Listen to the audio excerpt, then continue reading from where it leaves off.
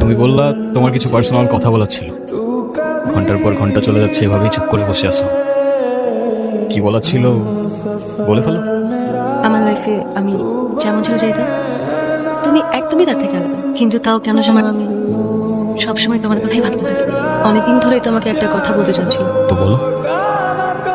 I think I love you. And I love you too.